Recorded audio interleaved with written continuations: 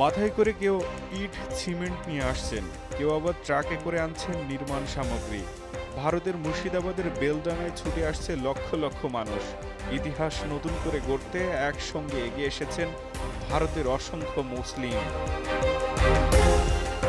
1992 সালের 6 ডিসেম্বর অযোধ্যার বাবরি মসজিদ ভেঙে ফেলা হয়েছিল।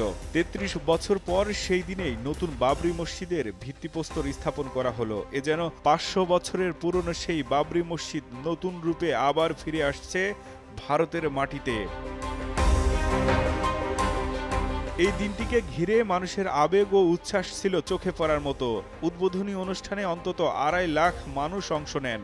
এই মসজিদ নির্মাণের নেতৃত্ব দিয়েছেন তৃণমূল কংগ্রেসের বিধায়ক হুমায়ুন কবির। 25 বিঘা জমির উপর বাবরি মসজিদের আদলে নির্মিত হবে এই মসজিদ।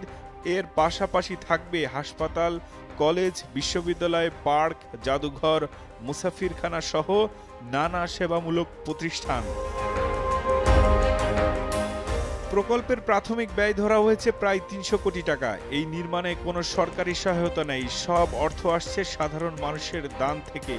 কেউ কেউ টাকা দিচ্ছেন, কেউ আবার একটি ইট এনে দিচ্ছেন, যার সামর্থ্য তাই দিয়েই সাহায্য করছেন।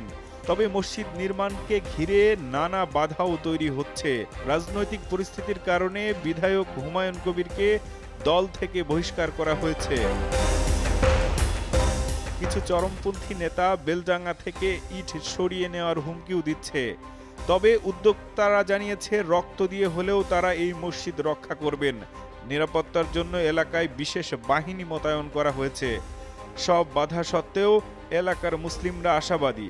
তারা বিশ্বাস করেন হারানো সেই মসজিদ ফিরে আসবে, আবার আজান শোনা যাবে, আর শান্তিপূর্ণ পরিবেশে ধর্ম পালনের স্বাধীনতা ফিরে আসবে ভারতের মাটিতে। নিউজ এক্সপ্রেস, কামরুজ্জামান হিমেল।